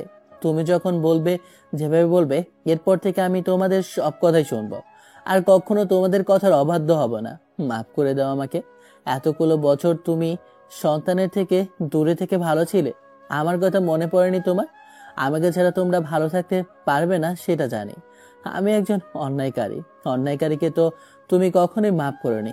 অন্যায় করেছি, তার জন্য 6 বছর তো দূরে ছিলাম। এখন অন্তত এরকম করে মুখ ফিরিয়ে নিও না। ঈশান কথাগুলো বলে নিজেই কেঁদে ফেলল। একটু পর আব্বু ঈশানের মাথার উপর হাত রাখলো। ঈশান আব্বুর কোলের মধ্যে মাথা রেখে সেভাবেই কান্না করে যাচ্ছে। একটা সময় আব্বু ওকে টেনে ওঠালো, পাশে বসিয়ে তারপর এক হাতে জড়িয়ে ধরে বলতে আরম্ভ করলো, আব্বু আম্মুর সন্তানের উপর রাগ হওয়াটা স্বাভাবিক, আর সেই দিন তুমি যে অন্যায় করেছিলে তার জন্য রাগ হওয়াটাও অস্বাভাবিক কিছুই নয়। এর মধ্যে আমাদের রাগটা কমে যেত। তোমাকে শাস্তি দেব বলেই মেয়েটার সাথে তোমাকে বিয়ে দিয়েছিলাম, যেন ওকে কথা শুনতে না হয়। আমাদের সম্পর্কটা না নষ্ট হয়। আর এই বাচ্চাটা নিষ্পাপ, বাচ্চাকে যেন কোনো বাজে কথা না বলে সেজন্যই সবটা সমাধান করে নিতে চেয়েছিলাম। কয়েকটা দিন তোমাকে কষ্ট সহ্য করতে হতো, কিন্তু আব্বু আম্মু কতদিন তোমাদের উপর রাগ করে থাকতে পারতো বলো? একটা সময় তো ঠিকই তোমাকে মাফ করে দিয়ে আমরা বুকে টেনে নিতাম, কিন্তু তুমি এরকম করে সিদ্ধান্তটা কেন নিয়েছিলে? হুট করে আমাদের ছেড়ে কেন চলে গিয়েছিলে? সেই জন্যই তো আমাদের আরও বেশি রাগ হয়েছে। তার উপর আব্বু, তখন তো মাথা কাজ করছিল না, রাগ হচ্ছিল খুব। তোমরা আমাকে অবহেলা করেছিলে। আমি ছোট থেকে কখনো অবহেলা সহ্য করিনি, তাহলে তখন কি করে সহ্য করে নিতাম? ও না হয় অন্য কারো মেয়ে ছিল, তাই ভুল বুঝে দূরে সরিয়ে দিয়েছিল, কিন্তু তোমাদের কাছে আমি সবটা স্বীকার করেছিলাম। তারপর তো তোমরা আমাকে মাফ করে দিতে পারতে। আমি তো বলেছিলাম তোমাদের সব কথা শুনবো, তোমরা আমার একটা বার অন্তত আমাকে মাফ করে দিয়ে দেখতে আমি ভালো হয়ে যাই কিনা, তোমাদের সব কথা শুনি কিনা। অন্তত আজকে তো আমাকে মাফ করে দাও, আর কখন আমি এরকম ভুল করব না। আমি সব ভুল শুধরে নিব, তোমরা যা বলবে আমি এখন থেকে তাই শুনবো। ঈশান কথাগুলো বলেই বারবার চোখের পানি মুছতে লাগলো। আব্বু আম্মুর সাথে কিছুক্ষণ কথা বলতেই আব্বু আম্মুর রাগটা যেন পানি হয়ে গেল। আসার পর থেকে একটা বারও ঈশান ঈশিকাকে দেখলো না। তার মানে কি মেয়েটা এখান থেকে চলে গেছে? ঈশান ঈশিকার কথাগুলো বলার জন্য আমতা আমতা করতে লাগলো। তখন আম্মু বিষয়টা আজ করতে পারলো, তাই ঈশান বলল, আম্মু, না মানে বলছিলাম কি যে ইশিকা কোথায়? ওকে তো দেখছি না। ও এ বাসাতে থাকে না। তুমি চলে যা মাসখানেক পরই ইশিকা এই বাসা থেকে চলে গিয়েছিল। তারপর থেকে আজ অবধি তোমার কথা কখনো জিজ্ঞেস করেনি। তুমি ও কথা ভুলে যাও। না মানে আম্মু, আমি বলতে চাইছিলাম কি এখনো একা আছে নাকি, নাকি অন্য কোথাও বিয়ে করে নিয়েছে? আর আমাদের বাচ্চা? ঈশানের কথাতে আব্বু আম্মু দুজনেই দুজনের দিকে তাকালো। কিছুক্ষণ চুপ করে থেকে আব্বু বলতে লাগলো, আমাদের ছেড়ে কেন চলে গিয়েছিলে সেই জন্য তো আমাদের আরও বেশি রাগ হয়ে গিয়েছিল তোমাদের উপর। ওসব কথা ছেড়ে দাও, আমি আর কোনো কথা বলতে চাইছি না। এসব কথা যতই কম জিজ্ঞেস করবে ততটাই ভালো। ইশিকা এখন আর তোকে চাইছে না, তাহলে খামোকা কেন ওর কথা ভাবছিস? ইশিকা সব ভুলে গেছো, আর তুমিও ভুলে যাওয়ার চেষ্টা করো। যে সম্পর্কটা তোমার জন্যই জুড়ে ছিল সেটা তোমার জন্যই নষ্ট হয়েছে। তাহলে কি মেয়েটা তোমার জন্য বসে থাকবে? আমি জানতাম এরকম কিছু হবে, সব আমার দোষে হয়েছে। মেয়েটা তখন ওরকম করে আমাকে ইগনোর করলো, যার জন্য বিষয়টা মানতে পারেনি। ইশিকা আমাকে ঘৃণা করে আব্বু, কি করে থাকতাম ওর সাথে? আমি জানতাম না ও আমাদের বাচ্চাটাকে পৃথিবীতে আনবে না। এখন অনেক বেশি কষ্ট হচ্ছে, কার জন্য আমি এত কিছু করলাম। তারপরও আমার শেষবারের মতো ইশিকার সাথে কথা বলতে ইচ্ছে হচ্ছে। কেন করলো এমন? কেন আমাকে এত বড় শাস্তি দিল? ও তো সমান দোষে দোষী, তার জন্য আমাদের বাচ্চাটাকে কেন কষ্ট দিল? ঈশান কান্না করতে করতে একটা সময় নিজের রুমে চলে গেল। ঠিক যেমন রেখে গিয়েছিল সবটা ঠিক তেমনই আছে। আম্মু প্রতিনিয়ত হয়তো সবটা গুছিয়ে রেখেছে, ভেবেই ভালো লাগলো। ওয়াশরুম থেকে ফ্রেশ হয়ে আসলো ছেলেটা। কিছুক্ষণ বাদে আম্মু ওকে জোর করে নিয়ে গিয়ে খাবার খাওয়ালো। সারাটা দিন বাসায় বসেই রইল। তারপর বিকেলে বন্ধুদের সাথে দেখা করলো। বন্ধুরাও ওকে দেখে অবাক হলো, কারণ ও আগে থেকে অনেক পরিবর্তন হয়ে গেছে। ওরা কিছুক্ষণ ঈশানের সাথে আড্ডা দিল। ঈশানকে মন খারাপ করে থাকতে দেখে ওর একটা বন্ধু বলতে আরম্ভ করলো, এরকম চুপচাপ করে আছিস কেন? তেমন কিছু নয়, ইশিকার কথা ভাবতেছিলাম। মেয়েটা এরকমটা করতে পারলো আমার সাথে? ভুল করেছিলাম, সে শাস্তিও আমাকে দিয়েছে। ওর জন্যই আব্বু আম্মুর থেকে দূরে সরেছিলাম। আবারও ভুল করেছিলাম ভেবেই কাছে এসেছিলাম, চেয়েছিলাম সব ঠিক করে নেব, কিন্তু আমাকে একটা সুযোগও দিল না। ঈশান, তুই কি কিছুই জানিস না? মানে? আঙ্কেল আন্টি তোকে কিছুই জানায়নি? কি বলছিস? আমি কিছুই বুঝতে পারছি না। যেটা বলবি সরাসরি বল, ক্লিয়ার করে বল। না মানে আসলে তুই চলে যাওয়ার পর থেকেই আমরা ওর দিকে খেয়াল রাখছিলাম। আঙ্কেল আন্টিও বলেছিল ইশিকার খেয়াল রাখতে। তোর সাথে আমাদের যোগাযোগ ছিল না। তুই চলে যাওয়ার 1 মাস পরে মেয়েটা বাসায় চলে যায়। তারপর প্রায় 1 বছরের মাথায় তোদের বেবিটা দুনিয়াতে আসে। আর মেয়েটা ওরকম কিছুই করেনি। ইশিকাও নিজের ভুল বুঝেছিল, তাই বাচ্চাটাকে কষ্ট দেয়নি। বিয়ে করেছিল বলে আব্বু আম্মু ওকে বাসায় রেখেছিল। তোমাদের বাচ্চাটা পৃথিবীতে এসেছে, হয়তো আব্বু ছাড়া বড় হয়েছে, কিন্তু তারপরও ঈশিকা তোদের বেবিকে নিজের মতো করে মানুষ করেছে। তার মানে ও এখনো আমাকে ভালোবাসে, আমাদের বেবিকেও দেখে রেখেছে। ভেবেছিলাম আমার ওপর মেয়েটা যে পরিমাণে রেগে আছে তাতে হয়তো ভুলভাল সিদ্ধান্ত নিতে পারে। আমি ওর সাথে দেখা করব। আমার মনে হয় না সেটা খুব বেশি লাভ হবে। কেন এরকম বলছিস কেন? ও তো আমাকে এখনো ভালোবাসে। তাহলে? না, বাসে না, আর মনে রাখিনি তোকে। তুই ওকে ছেড়ে চলে গেছিলি, আর ঈশিকা ভুল ছিল, তোকেও অবহেলা করেছিল। তাহলে কেন আমার বাচ্চাটাকে এখনো নিজের মতো করে বড় করেছে, ওকে আগলে রেখেছে? ও ভুল করেছিল, তার জন্য তো আমাকে শাস্তি দিয়েছে। পরিবার ছেড়ে আমার বাচ্চাকে ছেড়ে এতগুলো দিন দূরে ছিলাম, আর দূরে গিয়েই তো ওকে আরো ভালোবেসেছি। যখন বুঝতে পেরেছি আমার অংশটা ওর মাঝে বেড়ে উঠছে, তখনই তো আস্তে আস্তে ওকে ভালোবাসতে শুরু করেছি। 6টা বছর ওর থেকে দূরে থেকেছি, আর কত বল? এবার সারা জীবনের জন্য ইশিকার থেকে দূরে থাকতে হবে, সেজন্য তৈরি হ।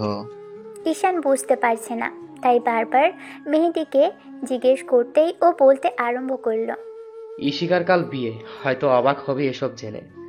ঈশিকার আব্বু আম্মু ওর অফিসে বসের সাথে ওর বিয়েটা ঠিক করেছে। তুই চলে যাওয়ার পর যখন তোদের বেবিটার যখন 3 বছর হলো, তখন ঈশিকা একটা অফিসের জব নেয়। সেখানকার অফিসে বস ঈশিকার সম্পর্কে খোঁজ খবর নিয়েছিল, তারপর জানতে পেরেছিল ওর আগে বিয়ে হয়েছিল, আর সেখান থেকে এই বাচ্চাটার জন্ম হয়েছে।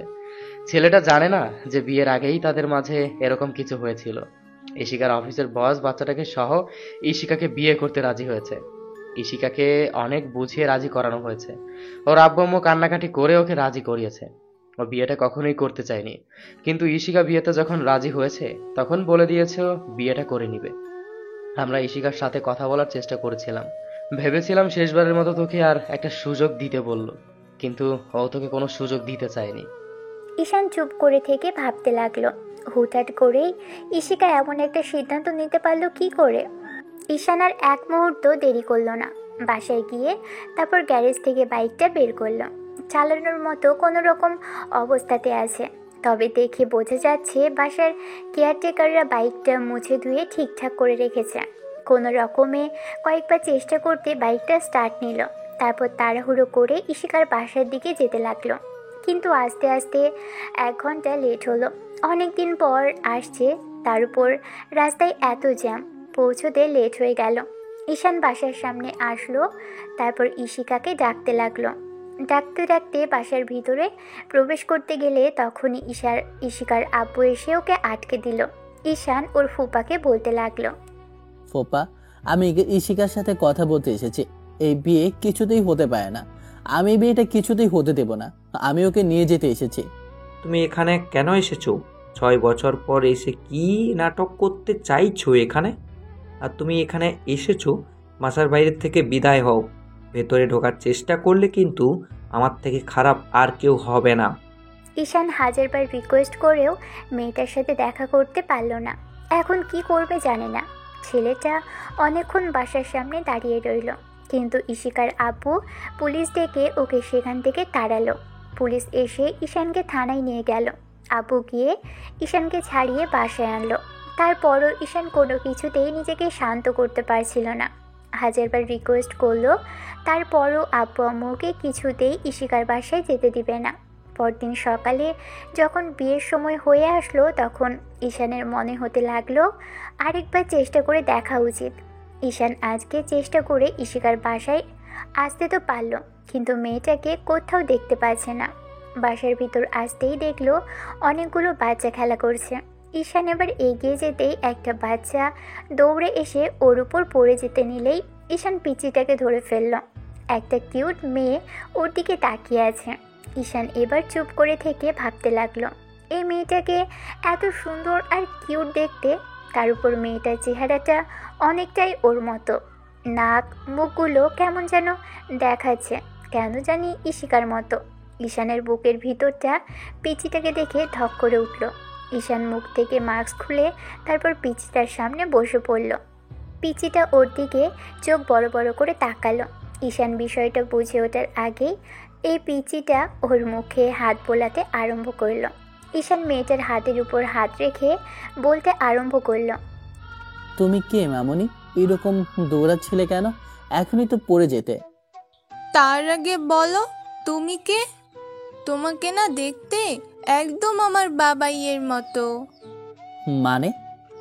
আমি যখন বাবাইয়ের জন্য কান্না করি তখন মামনি ফোন থেকে তোমার মতো একজনের ছবি দেখিয়ে বলে ওইটা আমার বাবাই।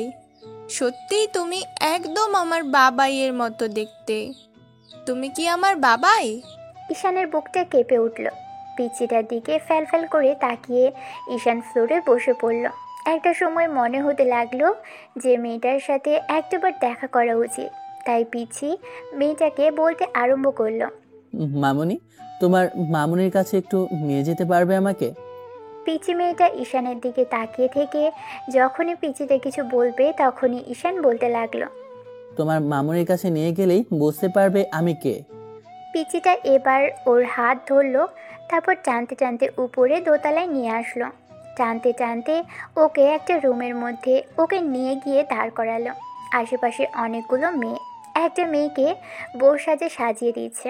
আয়নার সামনে বসে থাকাতে ঈশান বুঝতে পারল না, কিন্তু তারপরও বুঝে গেছে এটা ঈশিকা। ঈশান ওর পিছনে দাঁড়িয়ে পড়ল। ঈশিকা? মেয়েটা ঈশানের ডাকে কিছুক্ষণের জন্য স্তব্ধ হয়ে গেল। ওর পাশে থাকা মেয়েগুলো ঈশানের দিকে তাকিয়ে রইল। ঈশিকা উঠে দাঁড়ালো, তারপর আবারও ওকে ডাকলো ঈশান। সাথে সাথে মেয়েটার পিছন ফিরল। ঈশানকে সামনে দাঁড়িয়ে থাকতে দেখে ঈশিকা স্তব্ধ হয়ে গেল। ঈশান ঈশিকার কাছে কিছুটা এগিয়ে গিয়ে বলতে আরম্ভ করলো, শেষ পর্যন্ত বিয়ে করে নিচ্ছ? আমার বউ হওয়ার পরে কেন তুমি অন্য কাউকে বিয়ে করে নিচ্ছ ঈশিকা? বউ? কথাটা শোনার সাথে সাথে আশেপাশে থাকা মেয়েগুলো অবাক চোখে তাকালো। ঈশিকা সবার দিকে একবার তাকাতেই সবাই রুম থেকে বেরিয়ে গেল।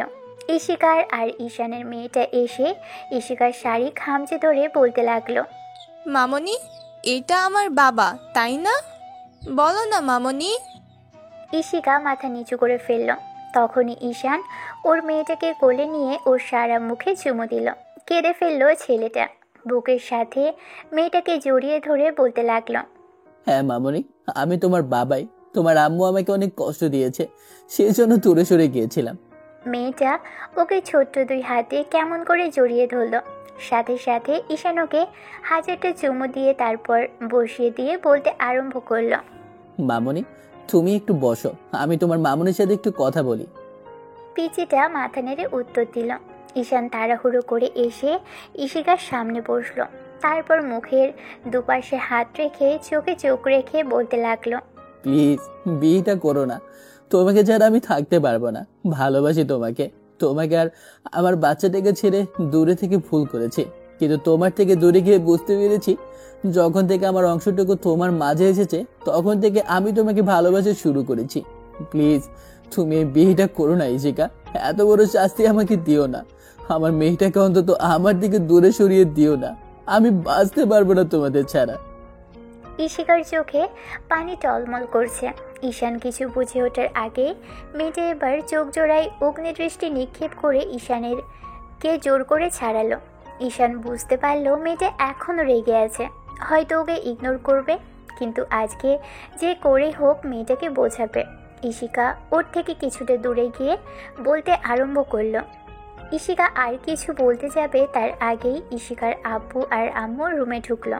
ঈশিকার আব্বু এসে ঈশানের শার্টের কলার ধরে বলতে আরম্ভ করলো, এখানে কেন এসেছো তুমি? বলেছিলাম না আমার চোখের সামনে না আসতে। আর কি চাই আমার লাইফে? শেষ পর্যন্ত আমার সম্মানটাকে ধুলোর সাথে মিশিয়ে দিও কি তোমার ভালো লাগেনি? এখনো কি তুমি চাইছো আমাকে সবার সামনে ছোট করতে? দেখো, আজকে আমার বিয়ে হচ্ছে। অনেক কষ্ট করে আব্বু আম্মু আমাকে রাজি করিয়েছে। সব কিছু জানার পর ওই মানুষটা আমাকে আর আমার মেয়েটাকেও মেনে নিতে রাজি হয়েছে। আমি চাই না আর কিছু ঝামেলা হোক। তুমি এক্ষুনি এখান থেকে চলে যাও। তুমি আমাকে এখনো ভালোবাসো ঈশিকা? ঈশিকা, আমাকে ছেড়ে তুমি দূরে যেতে পারো না। আমাকে এখনো ভালোবাসো। তুমি অস্বীকার করতে পারবে আমার উপর রাগ করে থাকলেও আমাদের সন্তান এখনো মৃত্যু হয়ে গেছে? আমি সব ভুলে গেছি। আমি ওগুলো কিচ্ছু মনে রাখতে চাই না। তুমি এখান থেকে চলে যাও। আমি চাইছি না এখানে কোনো সিন ক্রিয়েট হোক। কিছুক্ষণ বাদেই বর চলে আসবে, আমি বিয়েটা করে নেব। এতগুলো দিন পরে এসে তুমি বলছো তুমি আমাকে ভালোবাসো? আমি সেটা বিশ্বাস করে নেব? আমি তোমার মতো সন্তানকে কষ্ট দিইনি, ওকে পৃথিবীর আলো দেখিয়েছি। এই অবধি মানুষ করেছি। মেয়েটা একা একা বড় হচ্ছে আর বাবাকে না পাওয়ার কষ্টটা বুঝেছে। আমি ওর মা বাবা দুটোই। সব কিছু জানার পরে যে আমাকে বিয়ে করে নিতে চেয়েছে, আমি কেন তাকে দূরে সরিয়ে দেব? যে আমাদের কথা চিন্তা না করে দূরে চলে গিয়েছিল, আমি সুযোগ দেব কখনোই না তাকে। তুমি এখান থেকে চলে যাও। আব্বু জানতে পারলে সিন ক্রিয়েট করবে। আমি চাইছি না কোনো রকমের সিন ক্রিয়েট হোক এখানে। তোমরা আমাকে মারো কাটো যা ইচ্ছে তাই করো, তারপরে দূরে সরিয়ে দিও না। তোমরা যা শাস্তি দেবে আমি মাথা পেতে নেব। তারপর আমার বাচ্চা থেকে তোমার থেকে আমাকে দূরে সরিয়ে দিও না প্লিজ। আমি বাঁচতে পারবো না ইশিকা, সত্যি এবার মরে যাব। আমার মেয়ের জীবন নষ্ট করে দিয়েও কি তোর শান্তি হয়নি? এখন এসেছিস আমার মেয়েটার বিয়েটা ভেঙে দিতে? এই বাসা থেকে বের হয়ে যাবি নাকি কালকে পুলিশে দিয়েছি তারপরও তোর শাস্তি হয়নি? আজকে তোকে মেরে এখান থেকে তাড়াবো। ফুপা, আমার কথাটা শুনুন, আমাকে একটু বিশ্বাস করুন। আমি ইশিকাকে ফিরিয়ে নিতে এসেছি, আমি কোনো ঝামেলা করতে আসিনি। আমার বাচ্চা আমার বউকে আমি নিতে এসেছি। প্লিজ আমার কথাটা শুনুন। ফুপি, তুমি প্লিজ আমাকে সুযোগ দাও। ইশিকা, আমার কথাটা শোনো, আমি তোমাদের ফিরিয়ে নিতে এসেছি। আমাকে এবারের মতো একটা সুযোগ দাও।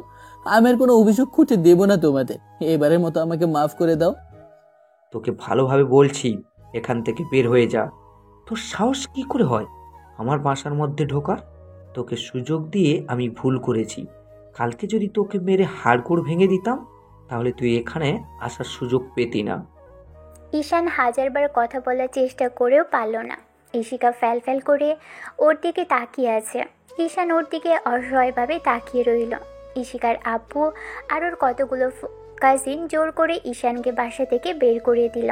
ঈশান চেষ্টা করেও যখন বাসার ভিতর ঢুকতে পারল না, চিৎকার করে ইশিকাকে ডাকতে লাগলো। তখন ইশিকার কাজিনগুলো এসে ঈশানকে ইচ্ছে মতো মারতে লাগলো। ওরা ছেলেটাকে মেরে তারপর বাড়ির এরিয়ার বাইরে বের করে দিয়ে আসলো। ঈশান কোনো রকমে উঠে দাঁড়ালো। সবাই মিলে অনেক মেরেছে। কোনো রকমে উঠে দাঁড়িয়ে তারপর দিক বেদিক শূন্য হয়ে পড়ল। কি করবে, কোথায় যাবে জানে না। এদিক ওদিক তাকাতেই দেখলো মেইন রোডে চলে এসেছে। তখনই কিছু বুঝে ওঠার আগে কোথা থেকে একটা গাড়ি এসে সজোরে আঘাত করলো গায়ে। মুহূর্তের মধ্যে সব কিছু ঘটে গেল। জীবনটা কিভাবে এলোমেলো হয়ে গিয়েছিল, আবার আজকে কিভাবে এলোমেলো হয়ে গেল। হয়তো এটাই জীবনের শেষবারের মতো নিঃশ্বাস নেওয়া। চোখ মেলে তাকানোর চেষ্টা করলো, তারপরও পারছে না। খুব কষ্ট হচ্ছে। রক্তে পুরো রাস্তাটা ভেসে যাচ্ছে। মাথা থেকে অনর্গল রক্তপাত হয়েছে। ঈশান মাথায় কোনো রকমে হাত দিয়ে চেপে ধরে একটা সময় ইশিকার বাসার দিকে তাকালো। দূর থেকে কেউ দৌড়ে আসছে। আর কিছু বুঝতে পারল না। চোখ জোড়া ঝাপসা হয়ে আসলো। মুহূর্তের মধ্যে মাথাটা চক্কর দিয়ে উঠলো আর নিঃশ্বাসটাও বন্ধ হয়ে আসলো। তারপর যখন জ্ঞান ফিরল তখন মনে হতে লাগলো তাহলে কি শেষ পর্যন্ত বেঁচে আছে? কিন্তু বেঁচে থাকাটা ওর ইচ্ছে ছিল না। মরে গেলে হয়তো শেষ পর্যন্ত নিজের বউয়ের বিয়েটা দেখে যেতে হতো না। এরকম কথা ভেবেই বুকের ভিতরটা ধক করে উঠল। কথা বলতে পারছে না ঈশান। চোখ দিয়ে শুধু পানি পড়ছে। সামনের দিকে তাকিয়ে রইল। কিন্তু এ কি, বুকের উপর এত ভারী লাগছে কেন? মনে হচ্ছে বুকের উপর একটা পাথর চাপা দেওয়া। ঈশান এবার সামনে তাকিয়ে খেয়াল করলো বুকের উপর কেউ শুয়ে আছে। কিন্তু কে? এরই মাঝে ডক্টর তাড়াহুড়ো করে কেবিনে ঢুকলো। কথা বলতে পারছে না ঈশান। মুখে অক্সিজেন মাস্ক লাগানো। কতদিন পর যে জ্ঞান ফিরলেও তার ঠিক নেই। আশেপাশে তাকানোর চেষ্টা করেও খুব বেশি লাভ হলো না, কারণ পুরো শরীরে ব্যথায় জর্জরিত। ডক্টর এসে চেক আপ করে দেখে বলতে আরম্ভ করলো, থ্যাঙ্কস গড, অবশেষে 2 দিন পর আপনার জ্ঞান ফিরল। আমরা তো আশাই ছেড়ে দিয়েছিলাম। এর মাঝেই ঈশানের আব্বু আম্মু কেবিনে ঢুকলো। আম্মু ঈশানকে তাকিয়ে থাকতে দেখে কেঁদে ফেলল। ঈশান কথা বলতে পারছে না, চোখে পানি পড়ে যাচ্ছে। কোনো রকম বুকের দিকে তাকাতেই খেয়াল করলো একটা পিচ্চি শুয়ে আছে। এটা কি ওর মেয়ে? আম্মু কান্না করছে দেখে ঈশান অক্সিজেন মাস্কটা খুলতে গেলে তখন পাশ থেকে কেউ একজন হাতটা ধরে ফেলল। ঈশান আর চোখে সেদিকে তাকানোর চেষ্টা করতেই দেখে ইশিকা বসে আছে। কিন্তু এ কি, মেয়েটা বিয়ে সাজে এখানে কেন বসে আছে? নিশ্চয় ওকে দেখতে এসেছে। ঈশান তারপরও জোর করে মাস্কটা খুলে ফেলল।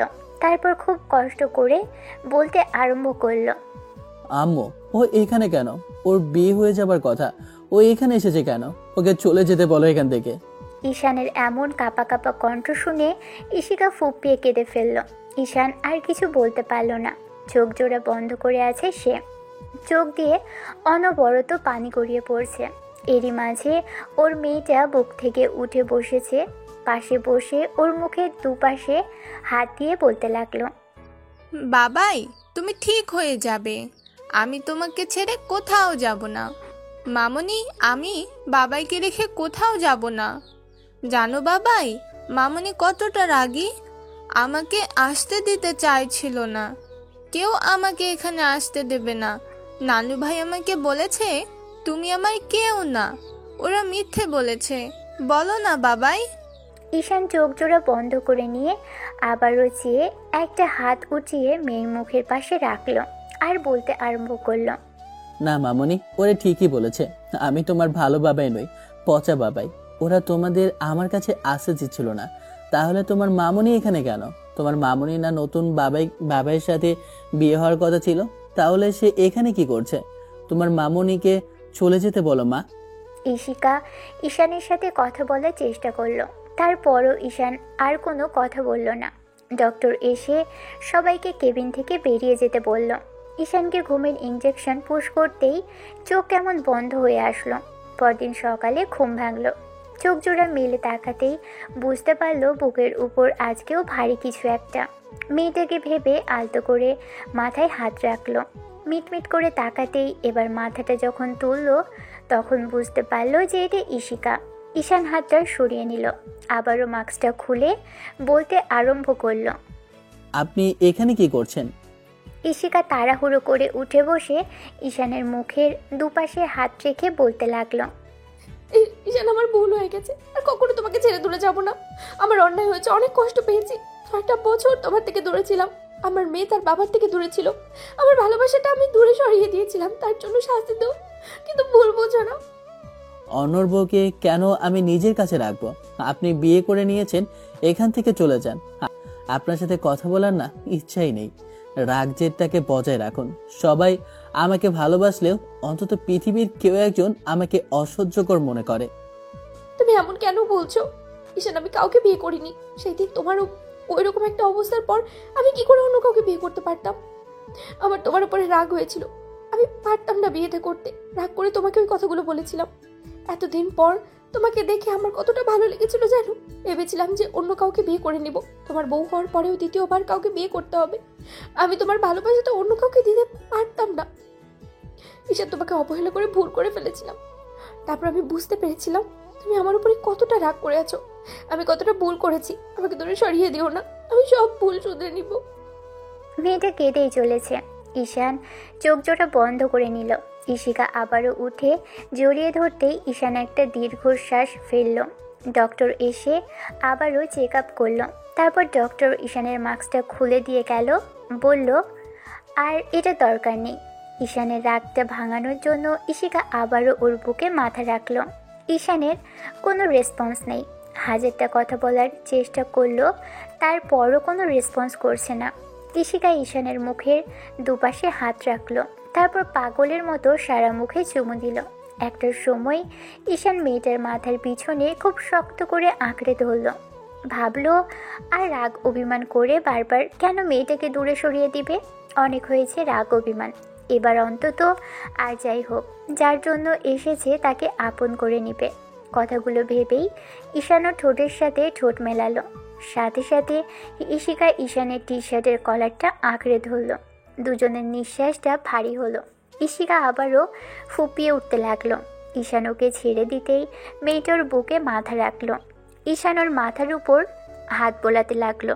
এরই মাঝে মেয়েটা দুজনকে ডাকতে ডাকতে রুমের মধ্যে প্রবেশ করতেই তখন ঈশান ইশিকাকে ছেড়ে দিল, কিন্তু ইশিকা ছাড়েনি। মেয়েটা কোনো রকমে উঠে এসে ঈশানের বুকের একপাশে শুয়ে পড়ল। ঈশান বাঁ হাত দিয়ে মেয়ের মাথাটা বুকের উপর চেপে ধরল। এখন শান্তি লাগছে। ভালোবাসাটা এরকমই, মাফ করে দিলে বুঝতে পারলেই সুন্দর। ভালোবাসা সুন্দর, সত্যিই সুন্দর।